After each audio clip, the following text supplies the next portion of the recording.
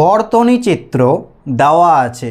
Question, বর্তনীর তুল্য ধারকত্ব কত? অপশন দেওয়া আছে। আগে নিজেরা পজ করে ট্রাই করি কোনটা হবে। তো চলো দেখে নেওয়া যাক কোনটা সঠিক। যখন কোনো বর্তনীর সাথে ব্যাটারি যুক্ত থাকবে এবং তুল্য ধারকত্ব চাইবে, এর মানে সেই ব্যাটারির দুই প্রান্তের মধ্যে তুল্য ধারকত্ব বের করতে হবে। এই প্রান্ত এই প্রান্ত, ব্যাটারির দুই প্রান্ত হয়েছে। আচ্ছা, এবার দেখো এই তিনটে ধারক কোন সমবায়ে আছে? পরপর আছে, মানে কোন সমবায়ে আছে? শ্রেণী সমবায়ে। যখন শ্রেণী সমবায়ে একই মানের ধারক, দেখো একই আছে, তিনটেই 6, একই মানের ধারক শ্রেণী সমবায়ে যুক্ত থাকলে তুল্য ধারকত্ব নির্ণয় করার একটা শর্ট ফর্ম কি বলো তো? C/N।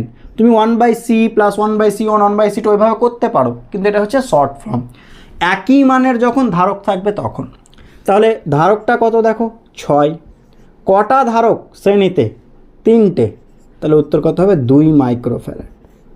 বুঝতে পারলাম তাহলে এই তিনটের তুল্য ধারকত্ব কত পেলাম? 2 মাইক্রোফ্যারাড।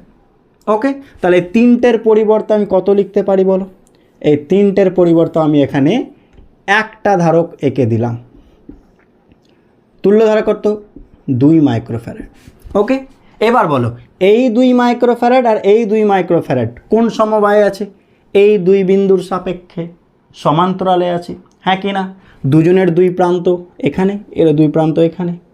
তাহলে সমান্তরালে থাকলে ধারকের ক্ষেত্রে কি হয়? যোগ হয়ে যায়। তাহলে 2 + 2, তাহলে তুল্য ধারকত্ব কত হলো?